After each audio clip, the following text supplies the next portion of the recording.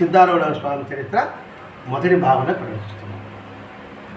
కన్నడ దేశం అంటే కర్ణాటక, బీదర్ కోట, అప్పుడు చోట బీదర్ కోట అనే గ్రామంలో గురు శాంతప్ప దేవసుబ్బమ్మ అనే పుణ్య దంపతులు ఉన్నారు.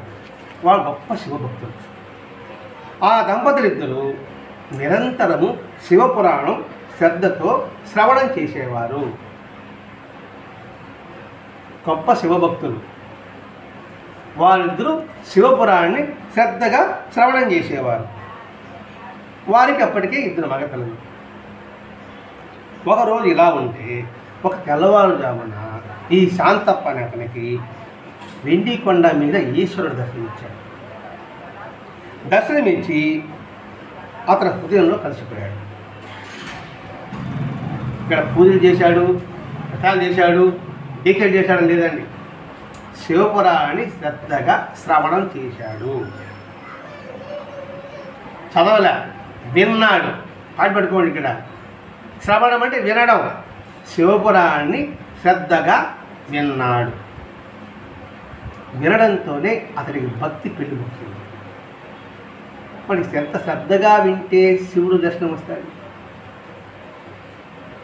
సాక్షాత్తు కైలాసం ఇలా దర్శనమిస్తుంది. దర్శనమిచ్చాడు. బో నేను నీళ్ళు ఐక్యమవుతానని ఎలా జరిగింది అంటే వినడం అనే దానికి ప్రాముఖ్యత. ఎట్లా వింటున్నాం అనేది గుర్తించాలి. వినడమా, వినిపించుకోవడమా?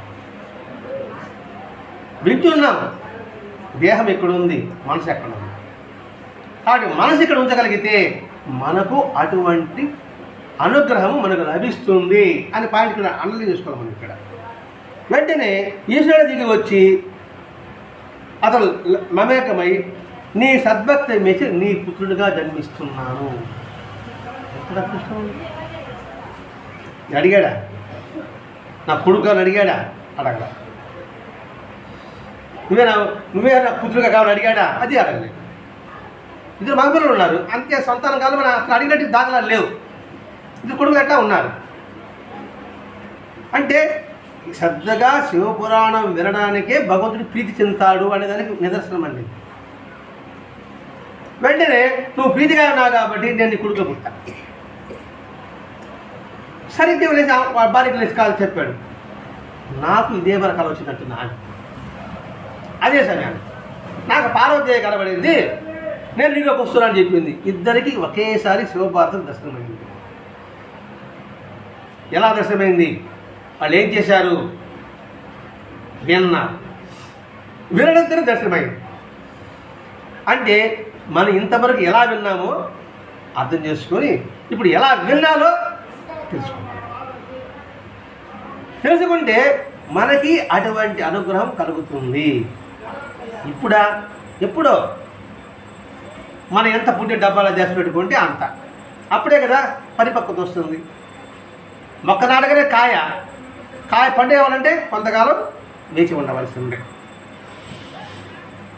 అలాగే ఈ కాయ పండు కావాలంటే కొంతకాలం ఆ చెట్టు కొమ్మని అంటి పెట్టుకోవాల్సి ఉంది. చెట్టు కొమ్మ అంటే గురి యొక్క పాద. ఆ పాద అంటి పెట్టుకుంటే ఎప్పటికైనా పండుగ మనం మారగలము. ఆ పండు అనేక బలైన పండుగకి ఆ విక్రమే కదా ఆధారం అవుతుంది. పండులు ఇవ్వడమే కాదు, అందరికీ చల్లదనం ఇస్తారు. అది మన జీవిత లక్ష్యం కావాలి. అయిన తర్వాత కొంతకాలానికి గర్భవతి అయింది. ఆమె తన కాలానంతా ధ్యానము, పూజ, పంచాక్షరి మంత్ర జపంతోనే గడిచింది. లౌకిక విషయాన్ని పక్కన పెట్టింది. చెప్తాడు. అందుకే పెద్దవాళ్ళు గర్భవతి అయినప్పుడు ఎందుకు అత్తగారిని అమ్మగారికి పంపిస్తారంటే మనసు ప్రశాంతంగా ఉంచుకోవడానికి. ఆ సమయంలో మనం చేసే పూజా ఫలితమే ఆ లోపల ఉన్న పిండ మీద ప్రభావం పడుతుంది. ఆయన చేసి నిరంతరము ఆ 9 మాసాలు నిరంతరం పూజ, ధ్యానము, పంచాక్షరి అంటే ఓంకార మంత్రం లేదా ఓం నమః శివాయ ఇలా నిరంతరం జపించి దాని మీద శ్రద్ధ ఎక్కువైంది. అప్పుడే ఆలోచన పుట్టింది, నేనెవరు? పుట్టుక సాధకం ఏమిటి, ముక్తి ఎప్పుడు పొందగలను, ఎప్పుడైతే ఈ ఆలోచన వచ్చిందో ఈ ఆలోచన అది పెండ మీద పడింది.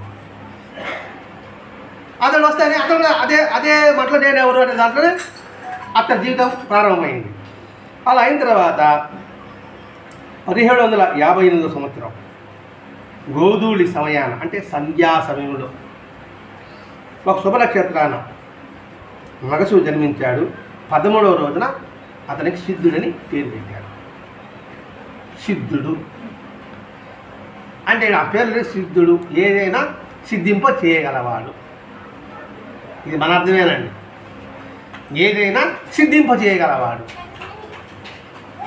అంటే అది ఇది అని ఉండదు. వారికి సాధ్యం కానిదంటూ ఏది ఉండదు. అదేనే ఆ పేరులోనే సార్థక నామధేయం అయిపోయింది. ఇప్పుడు నరేంద్రుడు, నర ఇంద్రుడు, నరేంద్రుడు. నరుడే ఇంద్రుడు లాంటి శక్తి కలవాడు. తర్వాత వివేక ఆనందుడైనాడు. వివేకమే ఆనందంగా కలిగిన వాడైనాడు. అలాగే ఈయనకి సిద్ధుడైన పెట్టేవాడికి దేనైనా సిద్ధింప చేయగలవాడు సిద్ధుడు. అయిన తర్వాత ఒకరోజు శివపురాణానికి నేను వెళ్తాడే వినడానికి వాళ్ళతో పాటు వెళ్ళేవాడు.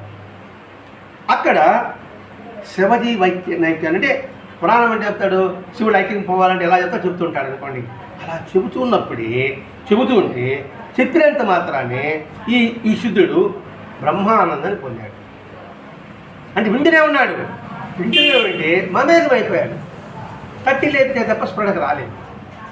అంటే ఎంత శ్రద్ధగా విన్నాడు అంటే అలా శ్రద్ధగా వింటే నువ్వు కూడా బ్రహ్మానందాన్ని పొందగలవు. శ్రద్ధగా సినిమా చూస్తే బ్రహ్మాండంగా ఉంది అంటాం, శ్రద్ధగా చూడలేకపోతే ఏదో సినిమా అని అంటాం.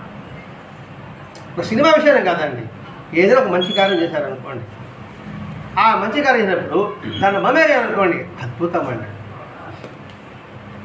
ఎందుకంటే ఒకరు అన్నారండి, ఒక సేవా కార్యక్రమంలో మౌనంగా ఎదగమని పాట పెట్టారు. సేవా కార్యక్రమంలో మౌనంగా ఎదగమని పాట అందరికీ తెలిసిందే. అది ఏ సినిమాలో అది అంటే అంధుడుగా ఉండేవాళ్ళు సీన్ అది. ఆ పాట పెట్టినప్పుడు అటువంటి అంధులకి, అటువంటి వికలాంగులకి, అంటే దివ్యాంగులకి సహాయం చేస్తున్నప్పుడు ఆ పాట పెట్టారండి. ఆ పాట పెడితే ఆ పాట విన్నవాడు అంటే పూర్తిగా మమేకమైన వాడు, తాజాత్యం చెందినవాడు కళ్ళని పెడుతున్నాడు. ఏది వాళ్ళు సర్వీస్ చేస్తూ ఉంటే ఆ పాట అవుతున్నప్పుడు ఒకరంటారు సినిమా పాట పెట్టారంటే వాళ్ళు పేరు కోసం పెట్టారండి. అంటే సినిమా పాట పెట్టాలన్నాడు. అర్థమైపోతుంది. అతనికి సినిమా పాట, తాజా చెందిన వాళ్ళకి అద్భుతమైన భావం.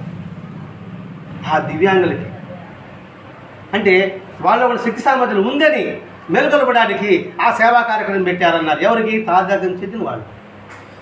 చదివిన వాడికి అదొక సినిమా పాట అనిపించింది. అంతెందుకండి, వెంకటేశ్వర స్వామి ఇది సుప్రభాతం, ఆ సుప్రభాతం భూత వాళ్ళు కూడా ఉన్నారు. కౌశల్యా సుప్రజా రామ పూర్వ సంధ్యా ప్రవర్తతే ఉత్తిష్ట దథాధులం కర్తవ్యం దైవమాహ్నికం అని పాడతారు కదా సార్. అది కూడా భూతట. వాడికి అది అర్థమైంది. కాబట్టి ఏంటి, వాడి దృష్టి దాంట్లో ఉంది. కానీ ఆ శ్లోకంలో నీ కర్తవ్యాన్ని నిర్వర్తించు. ఆ శ్లోకంలో కౌశల్య సుప్రజారామ పూర్వ సంధ్యా ప్రవర్తతే. ఇప్పుడు కౌశల్యుడు కుమార్ శ్రీరామచంద్రుడా తెల్లవారుతుంది ఆయన. ఉచ్చిత దశార్ధూలం కర్తవ్యం దైవమాహ్నికం. కర్తవ్యం దైవమాహ్నికం అన్నాడు.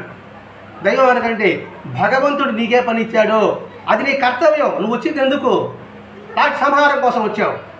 నువ్వు నిద్రపోతున్నావే. రాక్ష సంహారం అంటే అధర్మ నశింపజేయడం, అది నీ కర్తవ్యం రాజు కాబట్టి.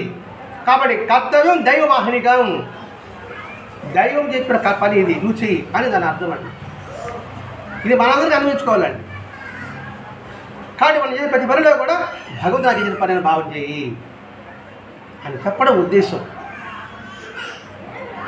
ఇట్లా ఆ సిద్ధుడై బ్రహ్మానందం అంటే ఇది తాజా చెప్తే అదే బ్రహ్మానందం. ఒక సంక్రాంతికి నువ్వులు బెల్లం ఇంట్లో పెట్టుకుని ఉన్నారు. వెంటనే చిన్నపిల్లలు పిలిపించుకొచ్చేసి ఆ కుండను పగలు కొట్టి ఇంట్లో ఆ నువ్వులు బెల్లం అంతా పట్టిస్తాడు. పోయేప్పటికి ఇంక తరుముకుంటారు కదా. అయిన తర్వాత వీళ్ళు బెల్లం అంటే బెల్లము నువ్వు తీస్తాను వస్తానే ఉన్నాయి ఆ కుండలో నుంచి. అప్పుడు అర్థమైంది శివుని అవతారము అంటే చిన్నప్పటి నుంచి ఇప్పుడే కొన్నాం సిద్ధుడు. ఆయన ఏదైనా కూడా సిద్ధింపజేయగలవాడు, కలిగింపజేయవాడని. నువ్వు బెల్లం తీస్తా అంటే వస్తానే ఉన్నాయి. ఈయన శివుని అవతారమే అని ఇది చూసి తల్లి, నాయన ఇదేంటి ఈ పని చేస్తున్నావు అంటే అదంతా నీ పాద మహిమ అంటున్నాను. అది వచ్చింది ఏనాయనిదంటే నువ్వు పాదం పెట్టావు కాబట్టి అది వస్తానే వాడన్న.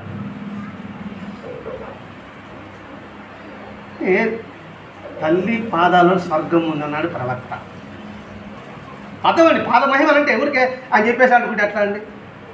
మళ్ళీ పోలేక మాత్రం దానికి స్వర్గం ఎక్కడుంది? తల్లి పాదాల్లో ఉందని చెప్పాడు. ఎవరు? ప్రవక్త చెప్పాడు. అంటే ఏంటి? ఆ స్వర్గం అంటే సుఖం అనుకోండి, ఆనందం అనుకోండి, ఐశ్వర్యం అనుకోండి, ఆ పాదం అక్కడ పెడతానే ఆ నువ్వులు బెల్లం ఆనందంగా వచ్చాయి. ఇట్లా భావించకూడదా? ఏదో కాలు పెడితే నీ కాలు మంచిది అనుకుని తిప్పాడు. మాకు ఏం చేయమన్నా అంటే పాదంలో మహత్యం ఇది మనం గుర్తుపెట్టుకోండి. అంటే ఒక పాదము ఒక పదపతిలో కూడా అర్థం ఒకటి ఉంటుంది. పాదోసి విశ్వాభూతాన్ని అన్నారు. ఎక్కడ? వామన అవతారం. 3 అడుగులు దానం అడిగాడు. ఒక అడిగేమో భూమి అంతా పట్టించేసుకుంది. పాదోసి విశ్వాభూతాన్ని ఈ పాదంలోనే అంత విశ్వమంతా ఉంది. ఒక భూమి ఒక కాదేమో ఆకాశంలో ఉంది. ఆకాశంలోకి వెళ్తానే అక్కడ బ్రహ్మ ఆ పాదాలకు అడిగాడు.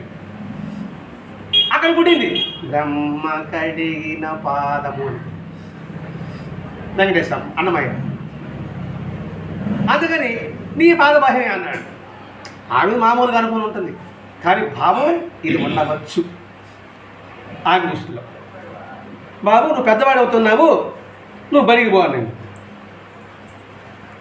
అమ్మ నువ్వు అలవడం బాగలే, అలా అనడం నువ్వు బాగలే, బడికి పొమ్మంటున్నా ఏంటి?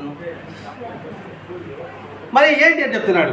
నేను ఈ భూమి అనే పాఠశాలని గురువై వచ్చా. ఈ భూమి పాఠశాలకి నేను గురువై వచ్చా. ఈ భూమికే నేను గురువుని.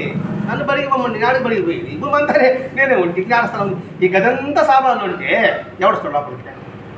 వస్తాడా? రాలేదు.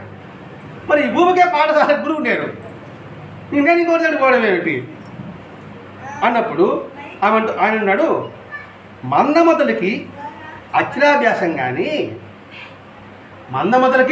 అక్షరాభ్యాసం అంటే చదువుకోవాలి కానీ నిత్య వ్యాపకము నిర్మలము అయిన అక్షరాత్మలకు పాఠశాలకు వెళ్ళాలని ఇచ్చ ఉంటుందా? సర్వవ్యాపకం నిర్మలము అయిన అక్షర ఆత్మలకు పాఠశాలకు వెళ్ళాలని ఇచ్చ ఉంటుందా? నిత్య వ్యాపకం అంతటా ఉంటారు. నిర్మలమైన అక్షర ఆత్మలకు, అక్షరము అంటే నాశనము లేనిది. ఆత్మకి నాశనం ఎక్కడ ఉన్నది? అక్షరాత్మలు అన్నాడు ఇక్కడ. ఆత్మకు నాశనం ఉండదు. మరి ఆత్మకు నాశనం లేదు అంతా అయినప్పుడు ఇంకా వేరే బడికి పోవాలంటే వాళ్ళకి ఇష్టం ఎలా ఉంటుందండి?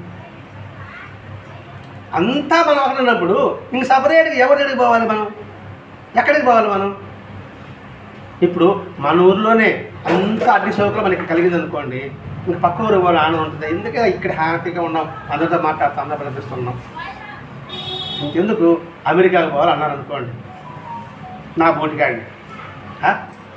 అమెరికాలో ఎందుకు ఆడిపోతే ఒంటరిగా ఉండాలి? ఆడ ఇక్కడ చూడండి హ్యాపీగా అందరితో ఉండొచ్చు. ఇలా అందరితో ఆనందాన్ని పెట్టినవాడికి అమెరికా పోవడానికి ఇష్టం ఉంటుందా? ఇది నా మాట, సొంత మాట కాదండి, రామదాస్ చెప్పిన మాట. నేను కాపీ కూడా చెప్పాను కాదు. రామదాసుని విష్ణు పిలిచి రాలపోదాం విమానం ఎక్కమంటాడు. మన రామదాస్ సినిమా చూసాం కాబట్టి ఆడే ఉంది. ఆనందం ఒకటే, ఈ సత్యంగా ఉండదు అన్నాడు. అంటే నాకు వద్దున్నాడు రామదాస్. నేను ఇక్కడ ఒక సత్యం చెప్పుకుంటా ఉంటాను, అది నాకెందుకు ఆనందం అంటాడు. అట్లాగే సర్వవ్యాపకము నిర్మలమైన అక్షరాత్మలకు పాఠశాలకు పోవడం ఇష్టం ఉంటుందా? ఎంత జ్ఞానపరమైన మాటలండి ఇవి. బడికి పోయే పిల్లడు ఎంత ఉంటాడు? 5 సంవత్సరాలు ఉంటుందా? అంతే. 5 సంవత్సరాల పిల్లవాడు ఈ మాట చెప్పేటప్పటికి ఆయనకి వేదాలు చెప్పిన ఆచార్యులు ఎలా చెప్పగలుగుతున్నాడు? ఎప్పుడు వేదం చదువుకున్నాడు అని ఆయన పరవశించిపోయి ఇటువంటి పుత్రుని నా కడుపుని జన్మించడం ఎంతటి పూర్వజన్మ పుణ్యమో, నా గర్భం సఫలమైంది, నేను ధన్యురాలని అని ఎంతో ఎంతో సమర్పడిపోయింది. ఆయన అంటే పుట్టుకతోనే జ్ఞాని, పుట్టుకతోనే సిద్ధుడు. అటువంటి మహాత్ముల యొక్క చరిత్రని గురు సిద్ధారూఢ స్వామి చాలా అద్భుతం. ప్రతి వారం ఇప్పటికీ మనం ఈ అవకాశం వినియోగించుకుంటే హుబ్లీలో ఉన్నాయి ఈ యొక్క సమాధి. మన గొరగముడి వెంకయ్య స్వామి ఎట్లా ఒక మందిరం, ఇక్కడ 3 మందిరాలుగా ఉన్నాయి. ఆ 3 మందిరాలు ఈయన ఒక శిష్యుడు గుర్రప్ప ఎట్లా ఉంటాడంటే దేదీగమానంగా వెలిగిపోతుంటున్నాడు. నిత్య కళ్యాణ పత్రంలా ఉంటున్నాడు. నిరంతరం మనసు దర్పణం, నిరంతరము నామస్మరణ. గొరగముడి వెళ్ళారు ఎప్పుడన్నా? ఓం నారాయణ అంటూ ఆ గది చెప్తాంట కదా, అదేవిధంగా అక్కడ కమ్మురు పెట్టుకొని ఈ సమాధి ముందర ఓం నమ శివాయ ఓం నమ శివాయ అంటూనే ఉంటారండి. తెల్లవాదులు అంటారంట. అటువంటి పవిత్రమూర్తమైన ఈ సిద్ధారూఢ స్వామి చరిత్ర మనం దీంట్లో చాలా ఉంటుంది. చాలా అంటే ఇటు లౌకికంగా ఎలా ఉండాలి, పారమార్థికంగా ఎలా ఉండాలి, జీవిత సత్యాలు ఏమిటి అనే విషయాలు ఆ లీల ద్వారా మనం గ్రహించగలం. బడికి పోతేనే రేపారం వచ్చేది అయ్యారు ఓం రాయమంటాడు, అర్థం చెప్పమంటాడు. మరి 5 సంవత్సరాల పిల్లోడు ఓం దాని అర్థం చెప్పి రాస్తానంటాడు. ఆయన అర్థం బాబుల భాషలో చెప్తాడు, ఆ అర్థం నిగూఢంగా ఏం చెప్తాడు. అది వచ్చేవారు మనం నేర్చుకున్నాం. శ్రీ సచిదానంద సద్గురు అవధూత వెంకటేశ్వర మహారాజ్ కీ జై. సద్గురు శ్రీ సిద్ధారూఢ స్వామి మహారాజ్ కీ జై. గురుదేవ దత్త.